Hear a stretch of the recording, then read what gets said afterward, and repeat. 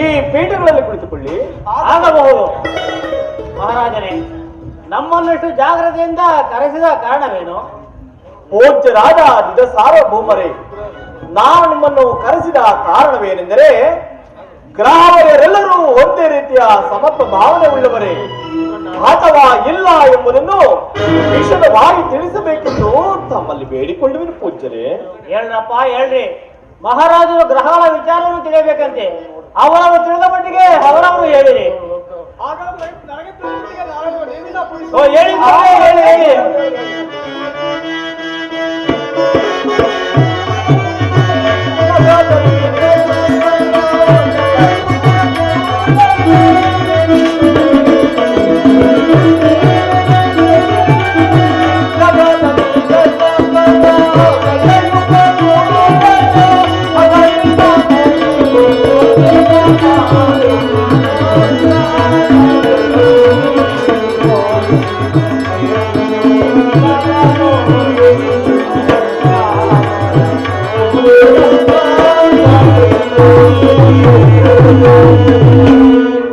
ಮಹಾರಾಜರೇ, ನವಗ್ರಹಗಳೆಲ್ಲ ಆ ಭಗವಾನ್ ಸೂರ್ಯದೇವರಿಗೆ ದಿಕ್ಕನಾದನು. ಆತನಿಗೆ ಪ್ರಪಂಚಕ್ಕೆಲ್ಲ ಬೆಳಕು, ಸರ್ವರಿಗೂ ಸಂತೋಷತನ. ಆತನಿಗೆ ಪೂಜಿಸಬೇಕಾಗಿರಿ ಕೆಂಪು ಪುಷ್ಪ, ಗೋಧಿ, ಬೆಲ್ಲ, ಧಾರವಾದ ಆಹಾರ ಇವುಗಳನ್ನು ಸಮರ್ಪಿಸಿ ಜಪಾ ಕುಸುಮ ಸಂಕಾಶ ಕಾಶ್ಯಪೇಯ ಮಹಾದ್ಯುತೋ ತಮೋರಿ ಸರ್ವಪಾಪಜ್ಞೋ ತಮೋರಿ ಸರ್ವಪಾಪಜ್ಞೋ ಪ್ರಣತೋ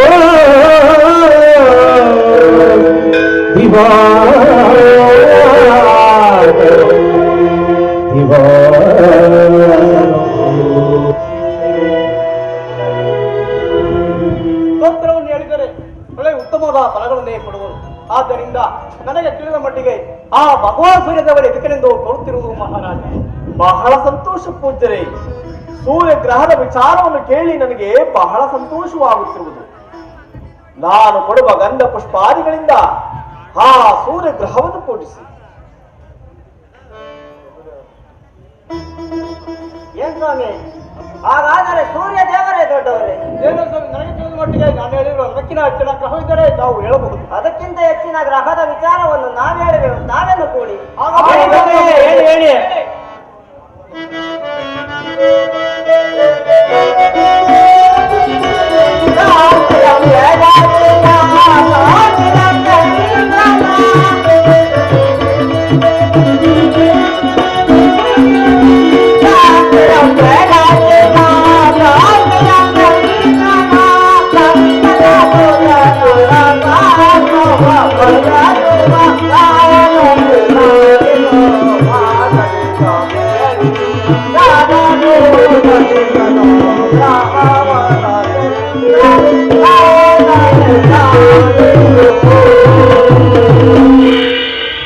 ಮಹಾರಾಜರೇ, ಪಂಡಿತೋತ್ತಮರೇ, ನವಗ್ರಹಗಳಲ್ಲಿ ಸೂರ್ಯನಿಗಿಂತಲೂ ಚಂದ್ರನೆಂಬ ಗ್ರಹವು ಬಹಳ ಶಾಂತ ಮೂರ್ತಿಯು. ಉರಿಯುತ್ತಿರುವ ಸೂರ್ಯ ಕಿರಣಗಳ ಪ್ರತಿಭೆಯನ್ನು ತನ್ನ ಶಾಂತಿ ಕಿರಣಗಳಿಂದ ಶೈತ್ಯೋದಿಕವನ್ನು ಚೆಲ್ಲಿ ಸಕಲ ಪ್ರಾಣಿಗಳ ಮನಸ್ಸನ್ನು ಸಂತೋಷಗೊಳಿಸಬಲ್ಲ. ಆ ಶಾಂತ ಮೂರ್ತಿಯು ಆತನನ್ನು ಬಿಳಿಯ ಪುಷ್ಪ, ತುಪ್ಪ, ಅಕ್ಕಿ, ಉಪ್ಪಿನ ಆಹಾರ ಇವುಗಳನ್ನು ಸಮರ್ಪಿಸಿ ದದಿಶಂಕತುಷಾರಾಮಂ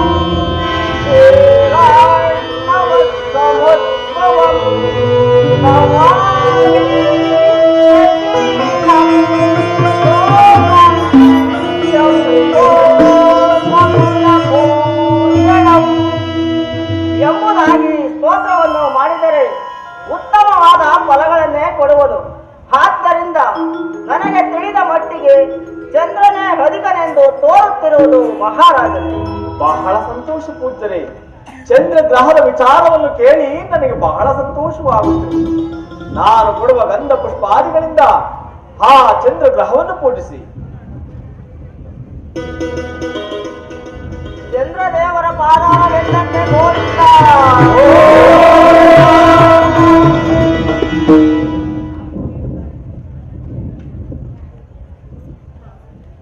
ಏನ್ ಸ್ವಾಮಿ, ಹಾಗಾದರೆ ಚಂದ್ರಗ್ರಹರೇ ದೊಡ್ಡವರೇನು?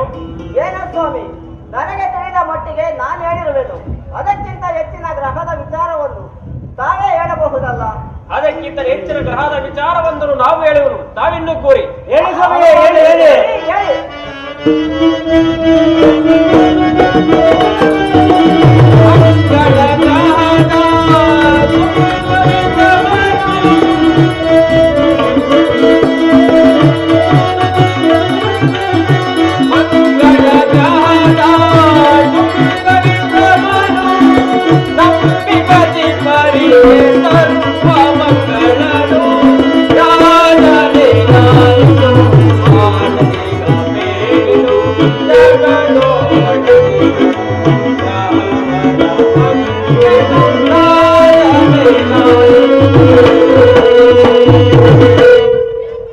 ಧರ್ಮ ದುರುಳನ ಸತ್ತರದ ಮಹಾರಾಜನೇ, ಗ್ರಹಗಳಲ್ಲಿ ಮೂರನೇ ಗ್ರಹವಾದ ಮಂಗಳನು ಕ್ರೂರ ಸ್ವಭಾವದವನು. ಆತನನ್ನು ಕೆಂಪು ಪುಷ್ಪ, ತೊಗರಿ, ಬೆಲ್ಲ, ಒಗರು ಆಹಾರ, ಕೆಂಪು ರೇಷ್ಮೆ ವಸ್ತ್ರ ಇವುಗಳೆಲ್ಲವನ್ನು ಸಮರ್ಪಿಸಿ ಭಕ್ತಿಯಿಂದ ಧರಣಿ ಗರ್ಭ ಸಂಭೂತಂ ವಿದ್ಯುತ್ಕಾಂತಿ ಸಮಪ್ರಭಂ ಕುಮಾರಂ ಶಕ್ತ್ಯಸಂತಂ ಮಂಗಳಂ ಪ್ರಣಮಾಮ್ಯಹಂ ಎಂಬುದಾಗಿ ಸ್ತೋತ್ರವನ್ನು ಹೇಳಿದರೆ ಉತ್ತಮವಾದ ಫಲಗಳನ್ನೇ ಕೊಡರು. ಆದ್ದರಿಂದ ಮಂಗಳನೇ ಅಧಿಕಾರವಾದವನೆಂದು ನನಗೆ ತೋರುತ್ತಿರುವುದು ಮಹಾರಾಜ. ಬಹಳ ಸಂತೋಷ ಪೂಜ್ಯರೇ. ಆ ಮಂಗಳ ಗ್ರಹನಿಗೂ ನನ್ನ ಅನಂತಾನಂತ ವಂದನೆಗಳು. ನಾನು ಕೊಡುವ ಗಂಧ ಪುಷ್ಪಾದಿಗಳಿಂದ ಆ ಮಂಗಳ ಗ್ರಹವನ್ನು ಪೂಜಿಸಿ.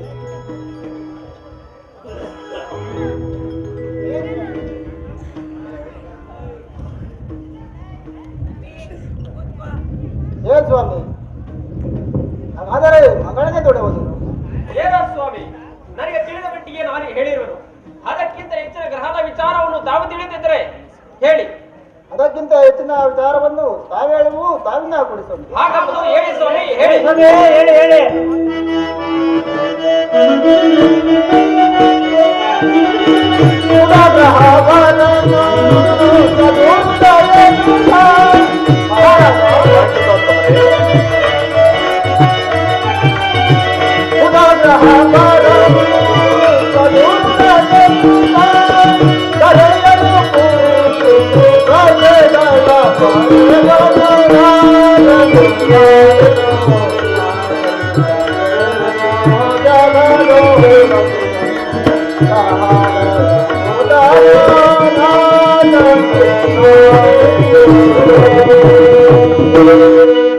ಮಹಾರಾಜನೇ, ಪಂಡಿತೋತ್ತಮರೇ, ಬುಧನೆಂಬ ಗ್ರಹವರ್ಯರು ಬಹಳ ಶಾಂತ ಸ್ವಭಾವದವರು. ಸತ್ಯ, ಧರ್ಮ, ಸ್ವರೂಪಗಳ ಕರ್ತವ್ಯವನ್ನು ಚೆನ್ನಾಗಿ ಬಲ್ಲವರು. ಇಂಥವರನ್ನು ಸುವರ್ಣ ಬಣ್ಣದ ಪುಷ್ಪ, ಹೆಸರು, ಹುಳಿಯಾದ ಆಹಾರ ಹಾಗೂ ಕಪ್ಪು ರೇಷ್ಮೆ ವಸ್ತ್ರ ಇವುಗಳಿಂದ ಸಮರ್ಪಿಸಿ ಪ್ರಿಯಾಂಗೋ ಕನಿಕಾಶಾಲಂ ರೂಪೇಣ ಪ್ರತಿಮಾಬುಧಂ ಸೌಮ್ಯಂ ಸೌಮ್ಯಂ ನಾಪೇತಂ ತಂ ಬುಧಂ ಪ್ರಣಮಾಮ್ಯಹಂ ಎಂಬುದಾಗಿ ಸ್ತೋತ್ರ ಮಾಡಿದರೆ ಉತ್ತಮವಾದ ಫಲಗಳನ್ನೇ ಕೊಡುವನು. ಆದ್ದರಿಂದ ನನಗೆ ತಿಳಿದ ಮಟ್ಟಿಗೆ ಬುಧಗ್ರಹನೇ ದೊಡ್ಡವನೆಂದು ತೋರುತ್ತಿರುವುದು ಮಹಾರಾಜ. ಬಹಳ ಸಂತೋಷ ಪೂಜ್ಯರೇ. ಬುಧ ಗ್ರಹದ ವಿಚಾರವನ್ನು ಕೇಳಿ ನನಗೆ ಬಹಳ ಸಂತೋಷವಾಗುತ್ತಿರುವುದು. ನಾನು ಕೊಡುವ ಗಂಧ ಪುಷ್ಪಾದಿಗಳಿಂದ ಆ ಬುಧ ಗ್ರಹವನ್ನು ರೂಢಿಸಿ.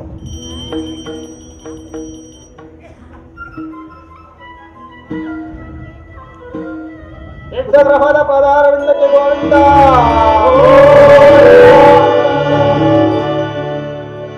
ಏನ್ ಸ್ವಾಮಿ, ಹಾಗಾದ್ರೆ ಬುಧನ ದೊಡ್ಡವರು? ಏನೋ ಸ್ವಾಮಿ, ನಮಗೆ ತಿಳಿದ ಮಟ್ಟಿಗೆ ಬುಧ ಗ್ರಹನೇ ದೊಡ್ಡವೆಂದು ತೋರುತ್ತಿರುವುದು. ಅದಕ್ಕಿಂತ ಹೆಚ್ಚಿನ ಗ್ರಹ ಯಾವುದಾದರಿದ್ದರೆ ತಾವೇ ತಿಳಿಸಬಹುದಲ್ಲ. ಅದಕ್ಕಿಂತ ಹೆಚ್ಚಿನ ಗ್ರಹವನ್ನು ನಾವೇನು ತಾವು ಹೇಳಿ ಸ್ವಾಮಿ.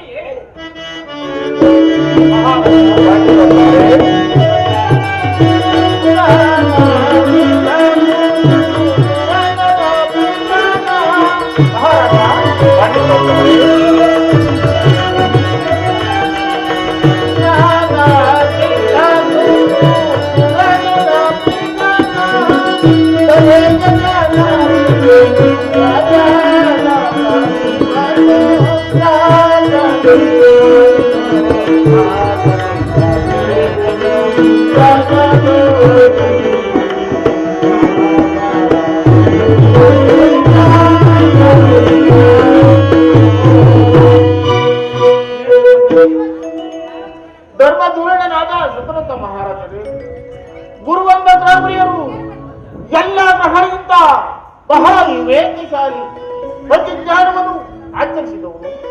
ಆದ್ದರಿಂದ ಇಂಥವನನ್ನು ಪೊಯಿಸಬೇಕಾದ್ರೆ ಹಳದಿ ಬಣ್ಣದವು, ಕಡಲೆ, ಸಕ್ಕರೆ ಮತ್ತು ಜರ್ತಾರಿ ವಸ್ತ್ರ ಇವುಗಳನ್ನು ಸಮರ್ಪಿಸಿ ದೇವಾನಾಂಚ ಋಷೇಣಾಂಚ ಗುರುಂ ಕಾಂಚನ ಸನ್ನಿಭವಂ ಬುದ್ಧಿರ್ಭೂತಂ ತ್ರಿಲೋಕೇಶಂ ನಮಾಮಿ ಬೃಹಸ್ಪತಿಂ ನಮಾಮಿ ಬೃಹಸ್ಪತಿಂ. ಜೈ ಗುರುದೇವರ ಗೋವಿಂದ ಎಂಬುದಾಗಿ ಸ್ತೋತ್ರವನ್ನು ಮಾಡಿದ್ದಾದರೆ ಅತ್ಯುತ್ತಮವಾದ ಫಲಗಳನ್ನೇ ಕೊಡುವುದು.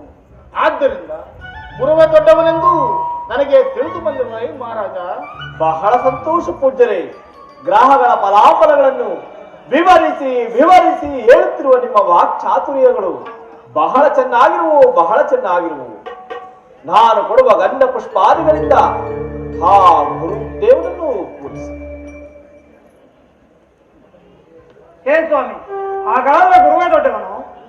ಏನೋ ಸ್ವಾಮಿ, ನಮಗೆ ತಿಳಿದ ಮಟ್ಟಿಗೆ ನಾವು ಹೇಳಿರುವುದು. ಅದಕ್ಕಿಂತ ಹೆಚ್ಚಿನ ಗ್ರಹವನ್ನು ತಮಗೆ ತಿಳಿದಿದ್ರೆ ತಾವೇ ತಿಳಿಸಬಹುದಲ್ಲ. ಅದಕ್ಕಿಂತ ಹೆಚ್ಚಿನ ನಾವು ಹೇಳುವ ತಾವೆಲ್ಲ ಕೂಡ ಹೇಳಿ ಸ್ವಾಮಿ, ಏನು ಹೇಳಿ?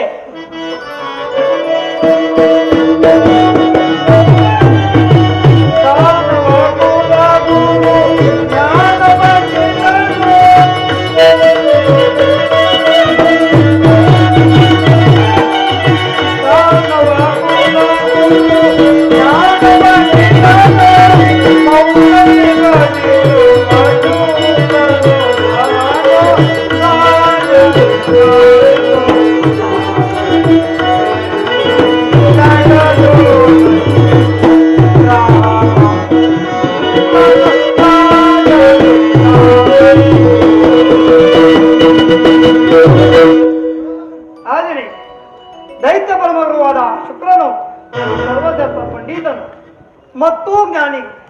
ಈತನನ್ನು ಒಲಿಸಿಕೊಳ್ಳಬೇಕಾದರೆ ಬಿಳಿಯ ಪುಷ್ಪ, ಅವರೇ, ತುಪ್ಪ ಹಾಗೂ ಬಿಳಿಯ ವಸ್ತ್ರ ಇವುಗಳನ್ನು ಸಮರ್ಪಿಸಿ ಅನನ್ಯ ಭಕ್ತಿಯಿಂದ ಪೂಜೆ ಮಾಡುತ್ತೆ. ಆದರೆ ಓಂ ಹಿಮಕುಂದ್ರ ಪುಣಾಲಾಭ ಓಂ ಹಿಮಕುಂದ ಪುಣಾಲಾಭ ಐತ್ಯಾನ ಪರಮಗುರು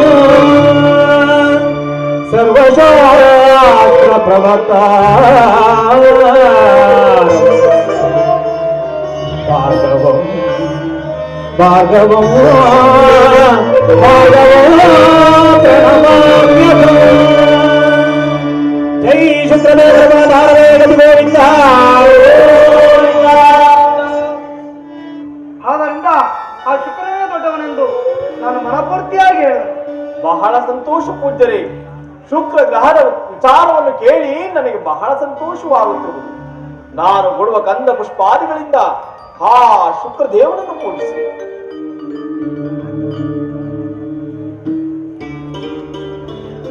ಏನ್ ಸ್ವಾಮಿ, ಶುಕ್ರ ಗ್ರಹನೇ ದೊಡ್ಡವನು? ಏನೋ ಸ್ವಾಮಿ, ನಮಗೆ ತಿಳಿದ ಮಟ್ಟಿಗೆ ನಾವು ಹೇಳಿದ್ರು. ಅದಕ್ಕಿಂತ ಹೆಚ್ಚಿನ ಯಾವ್ದಾದ್ರೆ ತಾವೇ ಹೇಳಬಹುದಲ್ಲ. ಅದಕ್ಕಿಂತ ಹೆಚ್ಚಿನ ಗ್ರಹವನ್ನು ನಾನು ಹೇಳುವೆನು, ತಾವಿಗೆ ಕೂಡಿ ಆಗಬಹುದೇ?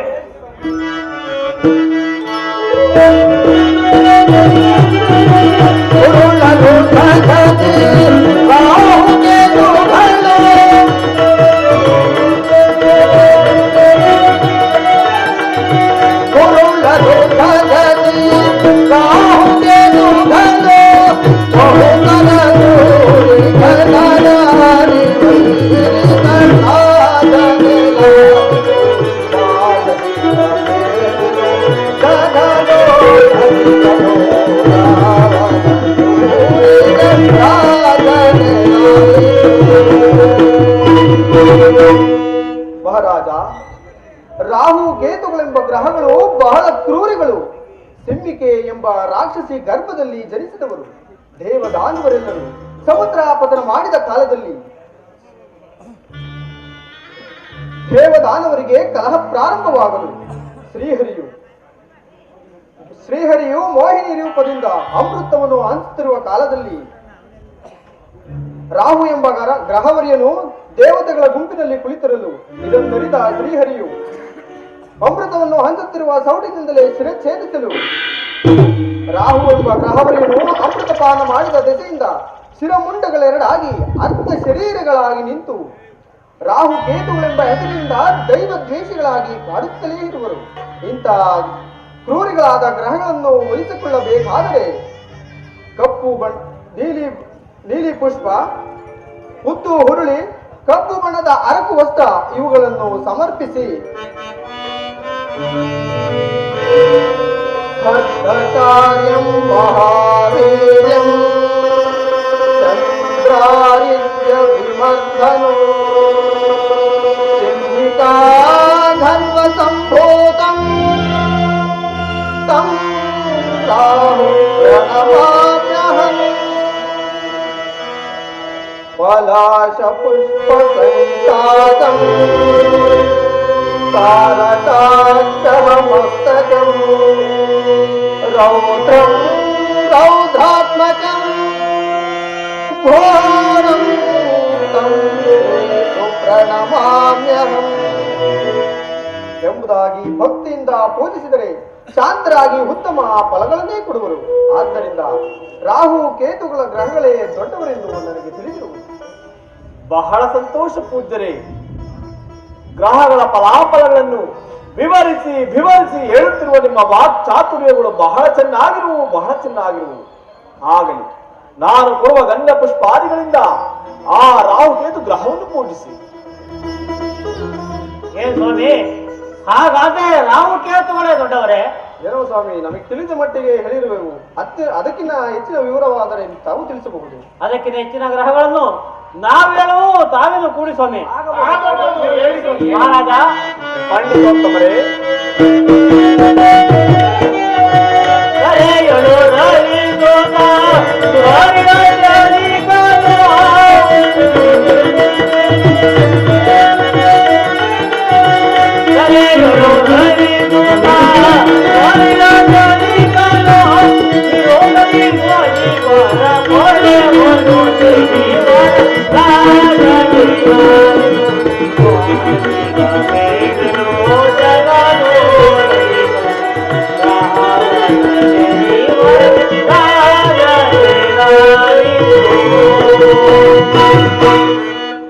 ಸತ್ಯಸಂಧನಾದ ಸತ್ಯವ್ರತ ಮಹಾರಾಜನೇ ಕೇಳು.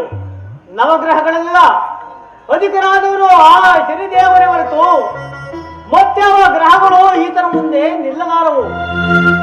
ಹೇಳು, ಛಾಯಾ ಪುತ್ರನಾದ ಶನಿದೇವನು ಹುಟ್ಟಿದಾಗಲೇ ತನ್ನ ತಂದೆಯ ಮೇಲೆ ದೃಷ್ಟಿ ಬೀಳಲು ತನ್ನ ತಂದೆಯಾದ ಸೂರ್ಯ ದೇವನಿಗೆ ಕುಷ್ಠರೋಗ ಪ್ರಾಪ್ತಿಯಾಯಿತು. ಏನು ತಂದೆಯಾದ ದೇವನಿಗೆ ಕುಷ್ಠರೋಗವು ಪ್ರಾಪ್ತಿಯಾಯಿತು? ಹೌದು ಮಹಾರಾಜ. ಸಾರಥಿಯಾದ ವರ್ಣನ ಅವಯವಗಳು ಸ್ವಾಧೀನವಿಲ್ಲದೆ ಎಳವನಾದನು. ರಥಕ್ಕೆ ಕಟ್ಟಿದ ಕುದುರೆಗಳ ನಯನಗಳು ಕಾಣಿಸದಂತಾಗಿ ತಡವರಿಸಿದವು. ಏನು ಕುದುರೆಯ ನೇರಗಳು ಕಾಣಿಸದಂತಾಗಿದವಲ್ಲೇ? ಹೌದು ಮಹಾರಾಜ.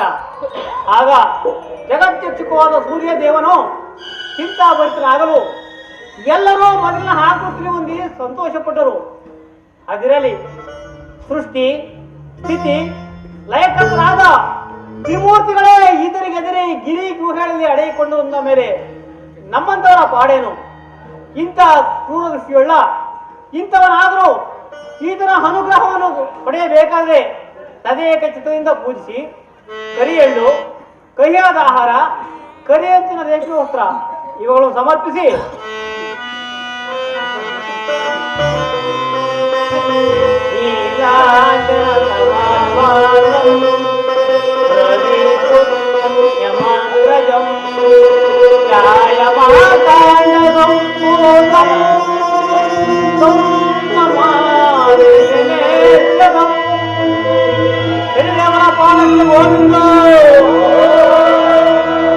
ಎಂಬುದಾಗಿ ಸ್ತೋತ್ರ ಮಾಡಿದರೆ ಆತನು ಶಾಂತಿಯಿಂದ ಉತ್ತಮವಾದ ಫಲಗಳನ್ನೇ ಕೊಡುವನು. ಆದ್ದರಿಂದ ನನಗೆ ತಿಳಿದ ಮಟ್ಟಿಗೆ ನವಗ್ರಹಗಳ ಆ ಶನಿದೇವನೇ ದೊಡ್ಡವನೆಂದು ತೋರುತ್ತಿರುವುದು ಮಹಾರಾಜ. ಪುರೋಹಿತರೇ, ಸಾಕು ನಿಲ್ಲಿಸಿ ಆ ನೀಚವನ್ನು ಸೆಳೆಯಲು ಒಗವಳ ವಾಗ್ದಾನವನ್ನ.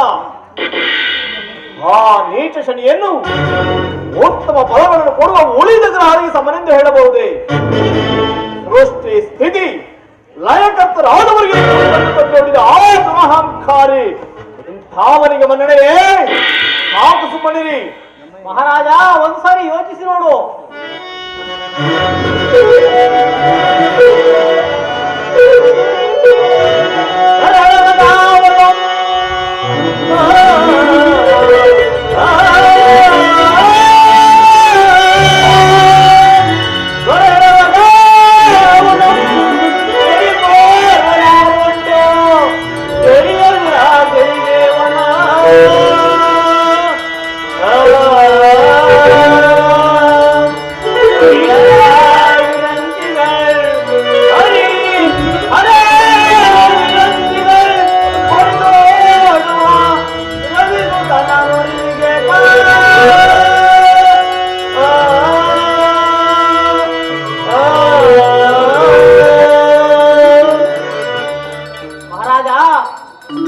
ಪ್ರತಿಯೊಂದು ಗ್ರಹಗಳ ಫಲಾಫಲಗಳು.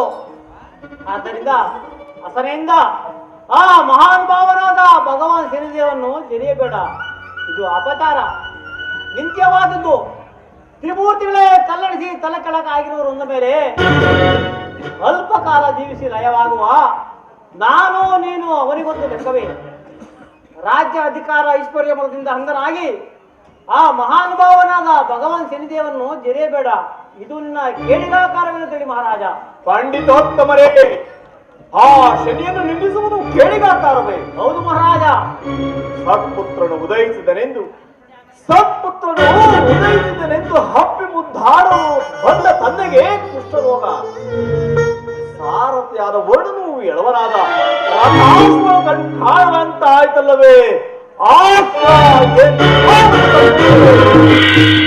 ತಪಸ್ಸು ಮಾಡಿ ಪಡೆಯಬೇಕು ಇಂತಹ ಕ್ರೂರ ಅಯೋಗ್ಯ ಪುತ್ರನನ್ನು. ಇಂತಹದ್ರಲ್ಲಿ ಆ ಶನಿಯನ್ನು ನಿಲ್ಲಿಸಬೇಡವೆಂದು ಹೇಳುತ್ತಿರುವಿರಾ? ಸತ್ಯವಂತರಾದವರನ್ನು ಕಾಡಿ ಕಾಡಿ ಕೆರಗುತ್ತಾ ನಾನು ತಾನೆಂದು ಬರೆಯುತ್ತಿರುವ ಅಹಂಕಾರಿ ಇಂಥವನಿಗೆ ಮನ್ನಣೆಯೇ? ಸಾಕು ಮನಿರಿ ಮಹಾರಾಜ. ಛೇ, ಒಂದು ಸಾರಿ ಯೋಚಿಸಿ ನೋಡು. ಛೇ,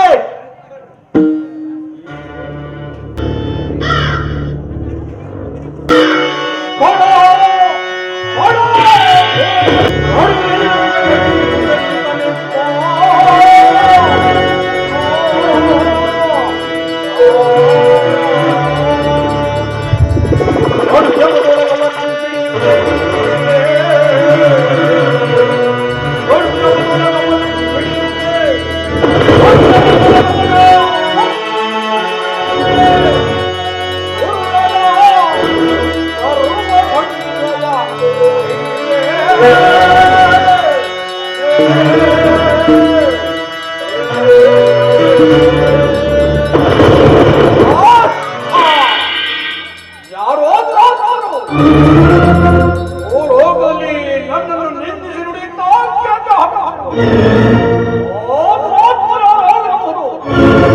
ಈ ನನ್ನ ದಿವ್ಯ ದೃಷ್ಟಿಯಿಂದಲೇ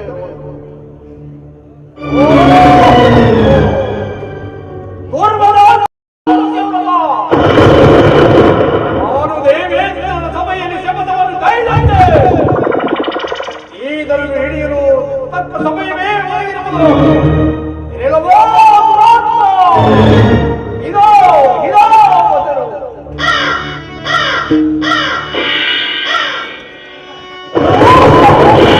ಪರಮಾತ್ಮ ಶಿವದೇವ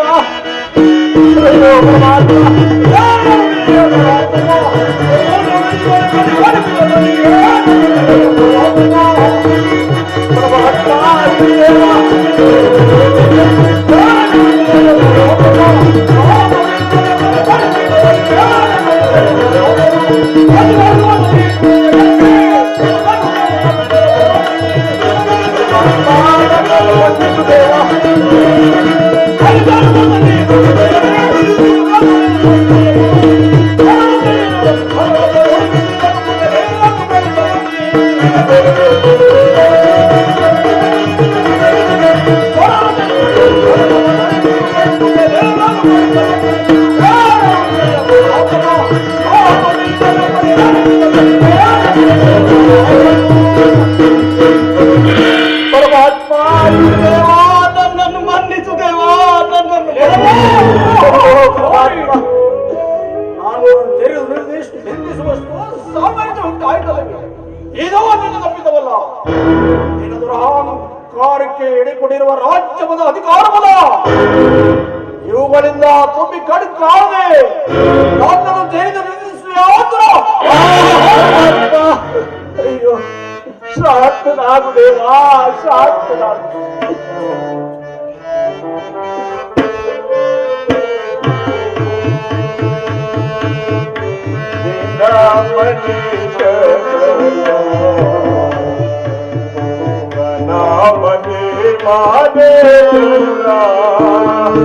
परमात्मा देवा कर्मिष्ठा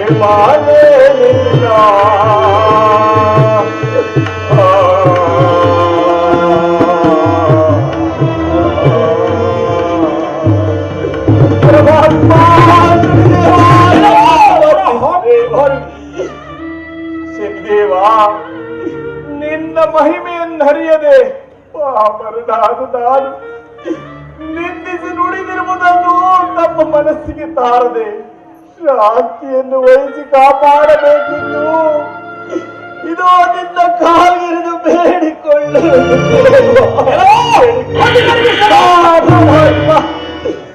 ನೀನು ನಿಂದಿಸಿದ ಒಂದೊಂದು ನುಡಿಯು ಅಂಕುಶದ ಮನೆಯಾಗಿ ನನ್ನ ಹೃದಯವನ್ನು ಚುಟ್ಟುತ್ತದೆ. ಆಗಲಿ ಕಾಲ ನಿರೀಕ್ಷಣೆಯಿಂದ 12 ಸಾವಿರವಾದ ಕಣ್ಣೀರ ರಾಶಿಯನ್ನು ಪ್ರವೇಶಿಸಿ ಹೇಳ ಪರಮಾತ್ಮ, ನಿನಗೆ ಕೊಡಬಹುದ ಕಷ್ಟಗಳನ್ನು ಕೊಡದೆ ಇದ್ದರೆ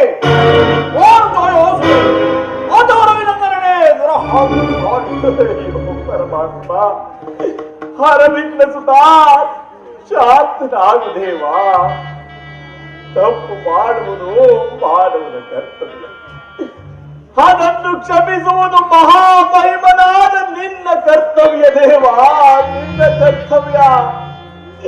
ಆದ್ದರಿಂದ ನನ್ನನ್ನು ಬಂಧಿಸು ದೇವ, ನನ್ನನ್ನು ಬಂಧಿಸು. ಏನು ನಾನು ನಿನ್ನನ್ನು ಕ್ಷಮಿಸಬೇಕೆ? ಹೌದು ಪರಮಾತ್ಮ.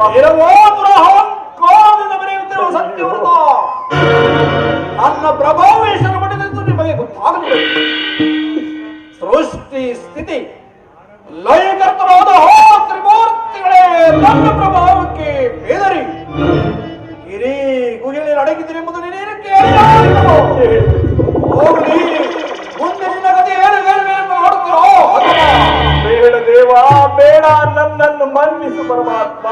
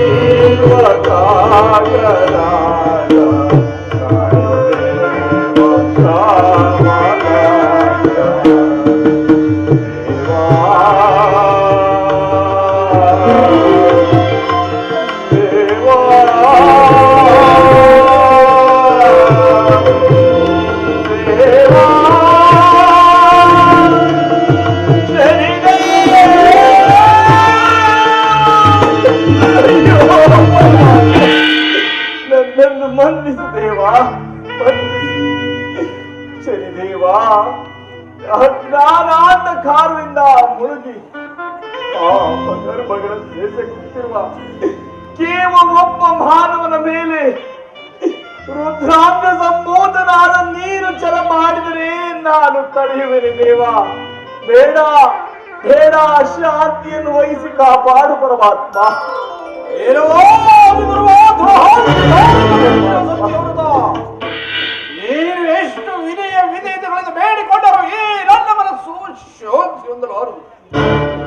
ತುಂಬಿದ ಸಭೆಯಲ್ಲಿ ಯಾರ ಮಾತನ್ನು ಲೆಕ್ಕಿಸದೆ ತುಚ್ಛವಾದ ಮಾತುಗಳಿಂದ ನನ್ನನ್ನು ನಿಂದಿಸಿ ಹೇಗೆ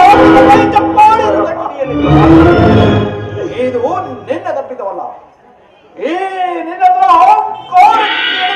ರತ್ನ ಸಿಂಹಾಸನ, ರಾಜ್ಯಮದ ಅಧಿಕಾರಮದ ಧನ ಕನಕ ವಸ್ತ್ರಾಭರಣಗಳ ಸಂಪತ್ತು ಇವುಗಳೆಲ್ಲವನ್ನು ಶತ್ರುಗಳ ವಶವಾಗುವಂತೆ ಮಾಡಿ ಬೇಡ. ಮನೆಗಳ ಮುಂದೆ ಬೀದಿಗಳ ಮುಂದೆ ಅಲಿಯುವಂತೆ ಮಾಡಿದ್ದಲ್ಲದೆ ಕುಡಿಯುವುದಕ್ಕೂ ಸಹ ನೀರಿಲ್ಲದೆ ಕೊಡಬಾರದ ಕಷ್ಟಗಳನ್ನು ಕೊಡದೆ ಇದ್ದರೆ ನಾನು ಛಾಯಾಸುತ್ತನೆ. ನನ್ನ ಪ್ರತಿಕ್ರಿಯೆಯನ್ನಾದರೂ ಪರೀಕ್ಷಿಸಿ ನೋಡು.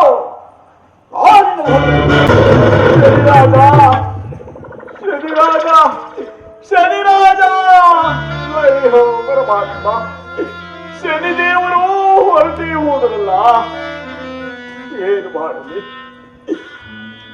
ವೇದ ಪಾಠಕರಾದ ದ್ವಿಜರು ಹಾ ರವಿಸುತನ ವಿಚಾರವಾಗಿ ಹೊಗಳಿ ಆನಂದ ಪಡುತ್ತಿರುವಲ್ಲಿ ಇದನ್ನು ಸಹಿಸದ ನಾನು ದುಡುಕಿ ನುಡಿದು ಆತನ ಆಗ್ರಹಕ್ಕೊಳಗಾದನಲ್ಲ.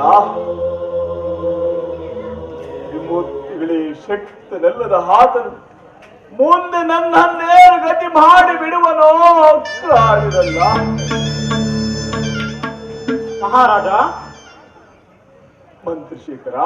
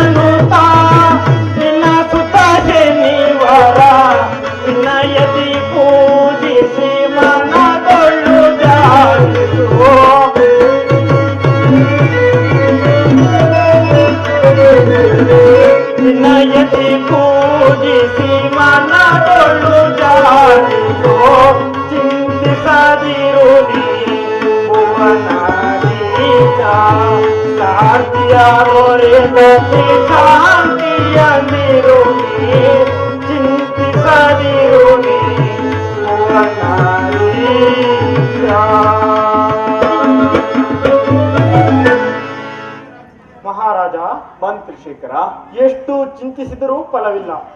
ಆದದ್ದು ಹಾಗೆಯೇ ಹೋಯಿತು. ಇನ್ನಾದರೂ ಆತನನ್ನು ಅನನ್ಯ ಭಕ್ತಿಯಿಂದ ಧ್ಯಾನಿಸಿದರೆ ಶಾಂತನಾಗುವನೋ ಏನೋ. ವೃತ ಚಿಂತೆಯಿಂದ ಪ್ರಯೋಜನವೇನು ಮಹಾರಾಜ? ಮಂತ್ರಿಶೇಖರ, ಮಹಾರಾಜ, ನೀನೇನೇ ಹೇಳಿದರು ಪ್ರತ್ಯಕ್ಷವಾಗಿ ಬಂದ ಹಾ ಶನಿದೇವನನ್ನು ಎಷ್ಟು ವಿನಯ ವಿಧೇಯತೆಗಳಿಂದ ಬೇಡಿಕೊಂಡರು ಶಾಂತನಾಗದಿರುವ ಆತನು ಪರೋಕ್ಷವಾಗಿ ಪೂಜೆ ಮಾಡಿದರೆ ಆತನು ನನ್ನನ್ನು ಕ್ಷಮಿಸುವನೇ? ಇಲ್ಲ ಇಲ್ಲ, ನಿನ್ನ ಮಾತು ನಾನು ನಂಬಲಾರೆ. ಮಹಾರಾಜ, ರುದ್ರಾಂಶ ಸಂಭೂತನಾದ ಆ ಶನಿದೇವರನ್ನು ಹಾಗೆ ತಿಳಿಯಬೇಡ. ಕ್ರೂರ ದೃಷ್ಟಿ ಉಳ್ಳವನೂ ಹೌದು, ಶಾಂತಿ ಪ್ರಿಯನೂ ಹೌದು. ಬ್ರಾಹ್ಮಣರನ್ನು ಕರೆಸಿ ಆ ಶನಿದೇವರನ್ನು ಯಥಾವಿಧಿಯಾಗಿ ದೃಢ ಭಕ್ತಿಯಿಂದ ಪೂಜೆಗೈದು ತಾನು ಮಾಡಿದ ಅಜ್ಞಾನ ಪ್ರಸಂಗಕ್ಕೆ ಕ್ಷಮೆಯನ್ನು ಬೀಡು, ಆಗ ಶಾಂತನಾಗಿಯಾಗುವನು. ಮಂತ್ರಿ ಶೇಖರ, ಮಹಾರಾಜ, ನೀನೇನೇ ಹೇಳಿದೆವು ಆ ಶನಿದೇವನು ನನ್ನನ್ನು ಕ್ಷಮಿಸುವುದಿಲ್ಲ. ಅಲ್ಲದೆ ನಾನು ವೀರ ಕ್ಷತ್ರಿಯ, ಬಂದದ್ದೆಲ್ಲ ಅನುಭವಿಸುವನೇ ಹೊರತು ಆ ಶನಿದೇವನನ್ನು ಮಾತ್ರ ಪೂಜಿಸುವುದಿಲ್ಲ. ಮಹಾರಾಜ, ಛೇ,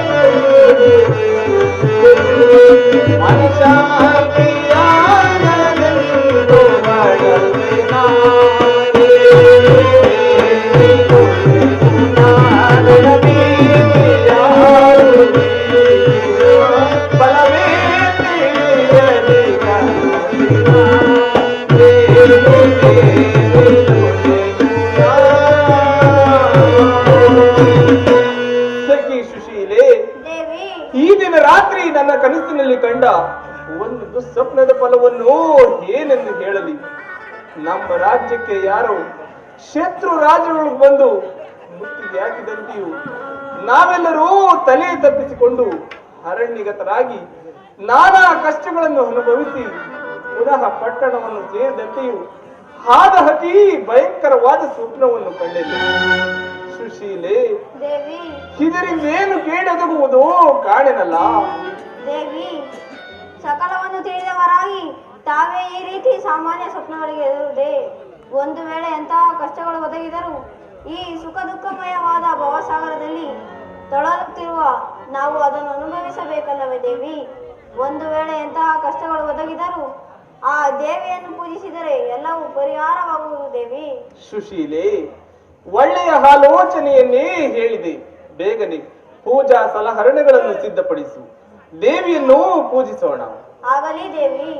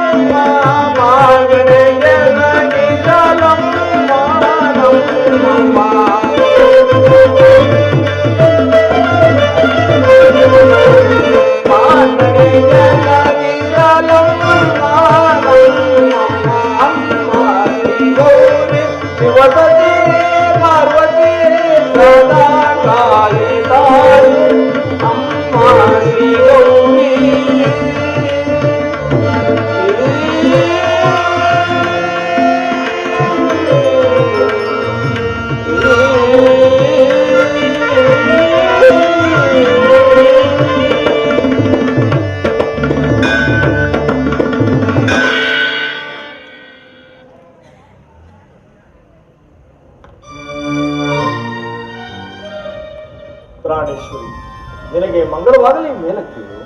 ಹಾರೆ ಪುತ್ರ, ಇದೇನಿದು ನಿಮ್ಮ ಮುಖವು ಬಾಡಿರುವುದು? ಪ್ರಾಣಕಾಂತೆ, ಏನೆಂದು ಹೇಳಲಿ?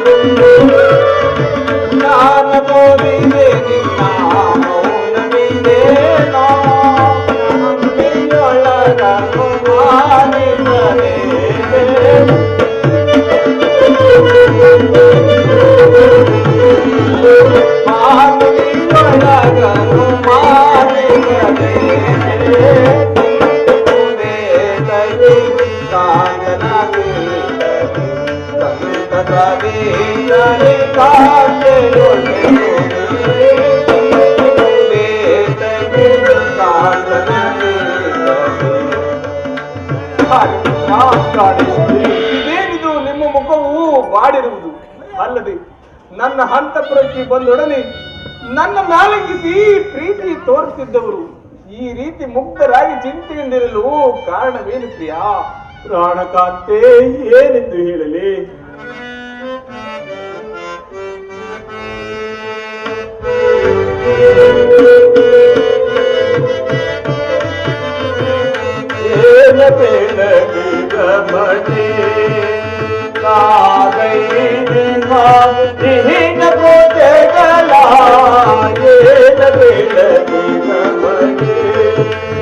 ಪ್ರಾಣೇಶ್ವರಿ,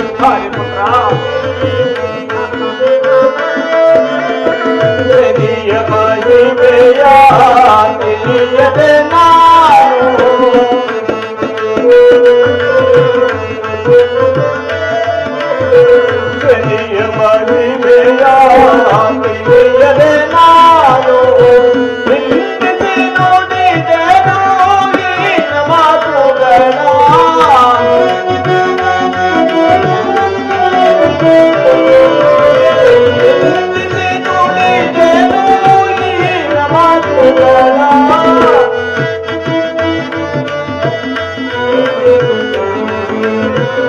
ಎಷ್ಟು ಬೇಡಿದರೂ ಕರುಣೆಯ ತೋರದೆ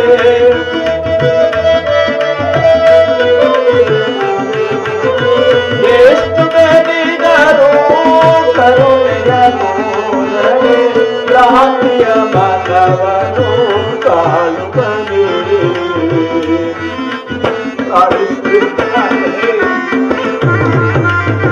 ಭ್ರಾಂತಿಯ ಮನವನ್ನು ಕಾಲುಗಲಿ ಏನ ಮೇಲದೆ ರಮಣೆ ನಾಗೈನಿಹ ಹೀನ ಗುಡ್ಡಗಳ ಏನ ಮೇಲದೆ ರಮಣೆ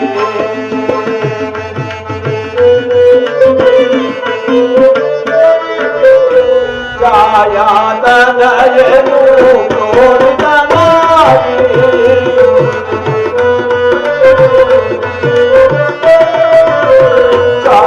ಛಾಯಾತನಯನು ತೋರಿದ ಮಾಡಿ ಸತೇಜನದೆನು ಈ ಮಾತುಗಳ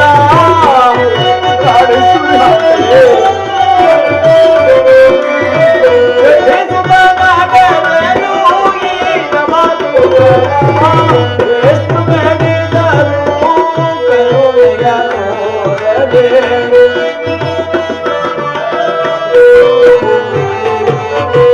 ಎಷ್ಟು ಬೆಳೆದರು ಕರುಣೆಯ ತೋರದೆ ಪರಿ ಪರಿ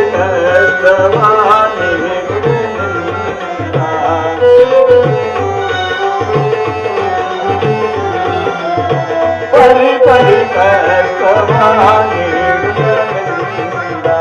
ಏನ ಬೇಡಲೆ ರಮಣೆ ನಾಗೈನಿಹ ಹೀನ ಗುಡ್ಡಗಳ ಏನ ಬೇಡಲೆ ರಮಣೆ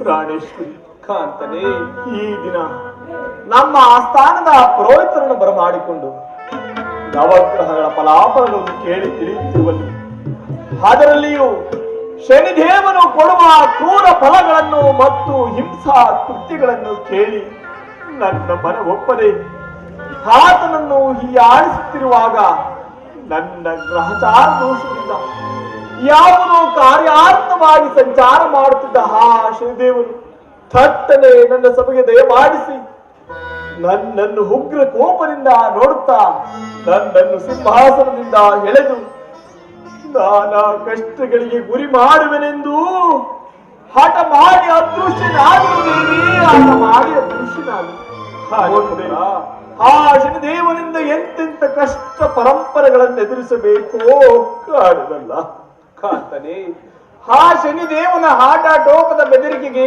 ನೀವು ಹೆದರುವುದೇ ಸತ್ಯ ಧರ್ಮ ನಿರೂತರಾಗಿರುವ ನಮ್ಮಂತವರ ಹೇಳಿಕೆಯನ್ನು ನೋಡಿ ಸಹಿಸಲಾರದೆ ಕರುಗುತ್ತಿರುವ ಆ ಪೌರುಷದ ಚಿಂತನೆಗೋಸ್ಕರ ನೀವು ಚಿಂತೆಗೊಳಗಾಗುವುದೇ ಚಿಂತೆಯನ್ನು ಬಿಟ್ಟು ಶಾಂತಿಯನ್ನು ತಾಳಿ ಧೈರ್ಯದಿಂದಿರಿ ಅಂತೆ ಕೇಳು ಆ ಶನಿದೇವನು ಸಾಮಾನ್ಯನಲ್ಲ, ಬಹಳ ಕ್ರೂರ ಸ್ವಭಾವದವನು.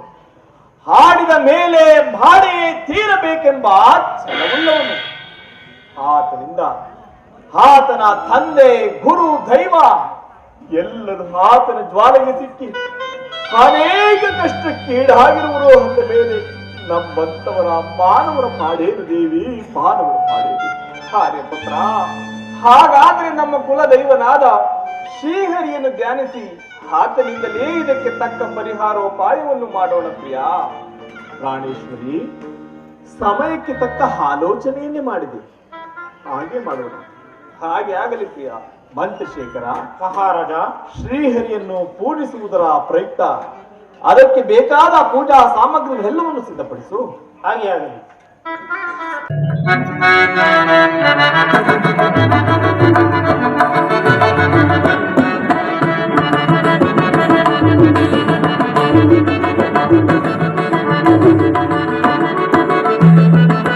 ಿ